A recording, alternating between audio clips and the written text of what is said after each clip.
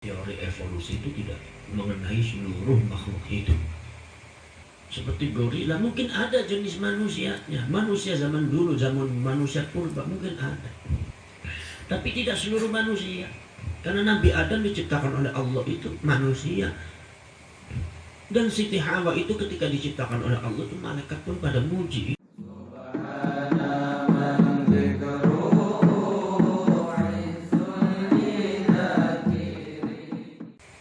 Fi muqabalatid dzanb wal khata'. Ketika orang Yahudi itu melakukan kesalahan, maka Allah itu langsung kata Allah, kalau hari Sabtu jangan keluar, khusus ibadah kepada Allah. Macam kayak kita hari Jumat. Jangan cari ikan. Maksa hari Sabtu cari ikan. Memang kebetulan Allah memberikan ujian, ikannya banyak. Kata orang yang cari ikan, oh, orang bodoh, kenapa menghadap Allah? Ini ikannya banyak, kok hari Sabtu kita dapat ikan banyak. Ketika itu Allah langsung kunu qiradatan khasi'in. Kalian itu yang gak nurut, jadi kamu monyet semua mantuan. Maka ini loh. Jadi ada beberapa satu generasi daripada Yahudi, yaitu adalah bangsa Ailah. Itu adalah nenek moyangnya itu dijadikan monyet oleh Allah.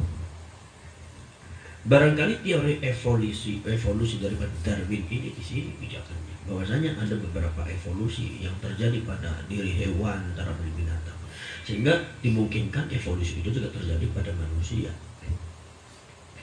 Bahwasanya beberapa kerangka-kerangka itu dipadukan, diterapkan, disusun, ternyata ini asalnya dari ini. Buaya asalnya begini, ular dulu ada kakinya, mengalami evolusi akhirnya tidak punya kaki terus. Yang namanya kadal itu pada awalnya adalah begini, dulu besar gitu.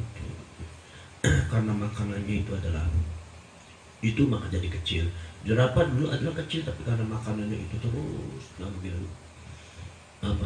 yang tinggi akhirnya lehernya bisa tambah tinggi. Evolusi, mengalami evolusi. Mungkin saja ada beberapa binatang yang mengalami evolusi, tapi kalau seandainya menurut Profesor Darwin itu seluruh makhluk hidup itu mengalami evolusi, saya itu harus dikaji ulang itu. Apa sebabnya? Saya yakin teori evolusi itu tidak mengenai seluruh makhluk hidup. Ya. Seperti pohon-pohonan itu tidak mengalami evolusi, dan mungkin juga manusia tidak mengalami evolusi dari segi perpindahan fisik jenis yang tadinya seumpama monyet menjadi manusia itu mungkin tidak. Tapi kalau seumpama mungkin saja ada beberapa makhluk seperti manusia tetapi bentuknya seperti monyet, seperti gorila, mungkin ada jenis manusianya. Manusia zaman dulu, zaman manusia purba mungkin ada, tapi tidak seluruh manusia. Karena Nabi Adam diciptakan oleh Allah itu manusia. Dan Siti Hawa itu ketika diciptakan oleh Allah itu malaikat pun pada muji, ini makhluk bagus sekali, makhluknya bagus, bentuknya paling bagus, fi ahsani taqwim. Sebaik-baiknya bentuknya, sebaik-baiknya bagus, fi ahsani taqwim ini. Sebagian ulama mengatakan fi ahsani taqwim ay fi ahsani syaklin, dalam bentuk yang sangat baik. Bahwa manusia itu bentuknya nggak ada yang baik, semuanya baik. Hidungnya paling bagus, mata paling bagus. Manusia ini bentuknya itu paling baik sih. Sebab fi ahsani taqwim itu artinya fi ahsani syaklin. Jadi kalau seumpama kalian mencari bentuk yang lebih hebat daripada manusia, itu nggak akan ketemu. Manusia mulutnya paling bagus. Coba lihat burung, mulut tulang, masa mulut terbuat dari tulang? Tapi makan jalan juga, burung banyak yang gemuk juga. Lidahnya nggak ada giginya. Manusia tuh bagus, senyumnya paling bagus, matanya paling bagus. Sejelek-jeleknya manusia pasti paling bagus. Nggak ada orang itu seumpama ada orang yang jelek, ya seumpama ada orang kulitnya, mohon maaf, seumpama kulitnya nggak bagus, ya. Kemudian perempuan jatuh cintanya pada kambing yang gantung, nggak ada. Itu pasti sama manusia. Suara manusia itu paling bagus. Suara manusia itu paling bagus. Ada yang mengatakan, kata siapa Gus, kata ada suara yang lebih bagus daripada manusia. Apa? Suaranya perkutut. Nah buktinya gimana? Nah buktinya coba kalau kiai ngaji, kiai itu ngaji sejam setengah 2 jam, dikasih uangnya paling berapa? Paling bantu 2 juta. Tapi lihat perkutut sekali bunyi dapatnya 100 juta kus itu. Minimal 50 juta kus, kan berarti kan lebih hebat kus suaranya, kata siapa? Kata siapa? Sekarang begini permasalahannya. Kalau seumpama perkutut itu adalah suara paling bagus, sekarang begini. Kalau seumpama kalian menemui seorang perempuan, perempuannya cantik, matanya bagus, alisnya bagus, pipinya kulitnya putih, hidungnya mancung, kulitnya hitam. Cuma ada kelemahannya apa? Suaranya nggak, bukan suara manusia, suara perkutut. Kalian sapa, Neng, mau kemana Neng? Jawabnya itu kira-kira kaliannya jatuh cinta atau jatuh pingsan kalian? Hah? Mesti jatuh pingsan kalian. Ini manusia bukan, nggak bakal cinta. Jadi bukan ukurannya, bukan seperti itu ukurannya. Anda sekalian, bahwasanya manusia itu memang takwim syakor paling bagus, termasuk suara paling bagus manusia. Yang punya bahasa kan cuma manusia, yang lain kan burung kan nggak punya bahasa. Gimana itu? Coba kalian pikirkan kalau kalian dari burung, kalau kalian jadi kucing, nangis meong, sedih meong, seneng meong, mengaduk meong, lawannya meong lagi, meong meong meong meong meong. Tapi ya jadi juga dia punya anak, punya hanya bimu jarrotil meong. Tapi nanti ada meong seneng, ada meong kucing. Itu gimana caranya? Insting. Nah kalau manusia kan nggak meong. Manusia menunjukkan meong bisa, menurunkan anjing bisa, menurunkan ayam bisa. Tapi manusia punya bahasa, ada hurufnya, itu hanya manusia. Ada sekalian. Mungkin juga kucing itu punya, mungkin burung itu daya tangkapnya lebih dari kita mungkin. Bagaimana cara menangkap meong itu senang? Ini meong senang ini. Ini korinahnya korinah senang ini korinahnya korinah sedih. Itu kan harus dipelajari korinahnya itu. Sebab semuanya meong sih, semuanya itu kokok ini kokok lagi apa nih, lagi haus apa pengen makan, lagi senang apa dia itu lagi jatuh cinta. Cuma kokok meong.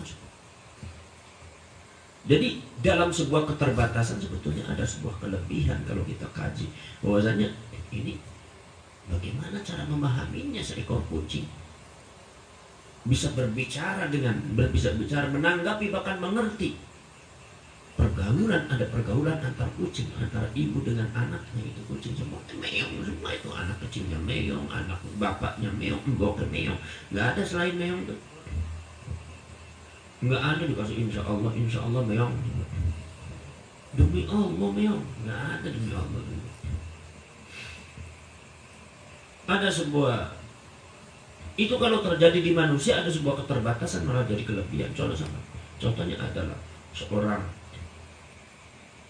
muassis, tokoh besar daripada Mu'tazilah, namanya Imam Ash'ari bin Athar. Imam Ash'ari bin Athar itu nggak bisa punya roh, channel roh, nggak bisa roh, bisa Allah. Tapi jadi ulama besar, walaupun Mu'tazilah, ulama besar Ash'ari bin Athar. Dan ada tuh khutbahnya dicatat oleh muridnya. Imam Ash'ari bin Athar itu ceramah 2 jam. Itu nggak ada rohnya. Sekarang saya tanya, itu dalam keterbatasan, tapi itu sebuah kelebihan. Saya tanya kepada kalian bisa nggak ngomong 2 jam nggak ada R-nya? Itu gimana cara nyusun Bismillahirrahmanirrahim nggak ada rohnya? Bagaimana dalil Al-Qur'annya? Luar biasa Ash'ari bin Athar itu. Di Untet juga ada itu, ada seorang yang namanya JJ Ghazali itu nggak bisa R itu. Kalau yang ada R-nya dihindari, mana digantikan. Ngomong kuburan makam, ngomong lurah kubur, kebetulan ada ganti cangkir gelas gitu. Tapi ya begitu, kalau jus jeruk ya jus vitamin C gitu kan. Terus vitamin C itu kalau seumpama rokok jarumnya udut dom gitu, udang garam ya udang uyah gitu. Nah itu dia memang nggak ada R-nya. Nah, makanya saya bilang di Buntet itu sebenarnya yang paling alim itu bukan kiai apa, Jejo saja. Apa sebabnya itu ngomong selama hidupnya ngomong nggak pakai R, lancar-lancar aja. Kamu udah pinter aja, saya bilang. Kenapa? Kalau kamu ngomong nggak pakai R itu, kalau saya nggak bisa nggak pakai R. Lah mungkin saja itu teori Darwin itu diambil dari nenek moyangnya, evolusi daripada apa? Evolusi daripada nenek moyangnya suku Ailah itu yang orang Yahudi yang dilaknat oleh Allah jadi monyet. Kemudian ada di situ disebutkan ba'da thalathati ayam dia hancur. Mungkin hancurnya bukan hancur meninggal, mungkin juga hancurnya dia berevolusi menjadi manusia lagi. Itu subhanallah. Itu sampai dijadikan monyet yang nggak kapok orang Yahudi itu. Nah kalau sama Allah aja melawan, apalagi sama kita umat Islam. Itu yang disebut i'tidah ya. Jadi i'tidah itu sifatnya orang Yahudi. Segala sesuatu yang i'tidah. Kita itu nggak boleh i'tidah, melampaui batas. Dalam Islam kalau seumpama ada orang punya salah, sudah mengakui salah, jangan di-i'tidah, jangan dikecot langsung dihakimi yang lebih daripada itu. Kalau udah merasa salah, udah dimaafkan. Jangan i'tidah, wala ta'tadu. Allah selalu menyitir wala ta'tadu. Faqatiluhum tapi wala ta'tadu. Boleh merangi mereka tapi kan jangan keterlaluan. Jangan melewati batas. Sebab i'tidah itu nggak boleh. Kalau sudah keterlaluan itu membicarakan orang keterlaluan itu nggak boleh. Itu biasanya rahmat Allah akan turun. Kalau seumpama kalian benci sama orang, jangan i'tidah. Jangan kalau semua kalian benci pada sesuatu, jangan keterlaluan. Yang biasa-biasa. So, kalau semua kalian terlalu benci dibicarakan, benci kepada sesuatu, maka Allah akan menguji kepada diri kalian sendiri. Terjadi pada kalian. Itu saya sering melihat itu walaupun kepada tokoh-tokoh besar itu, semacam ulama dan kiai itu kena. Makanya kita sama maksiat, benci biasa-biasa, benci asal dihindari, tapi jangan mudah, jangan. Sebagaimanapun menciptakan kemaksiatan itu Allah. Jadi kalau kita terlalu benci nanti pada akhirnya kita diuji oleh Allah dengan kemaksiatan itu. Kalau nggak ke kita, anaknya.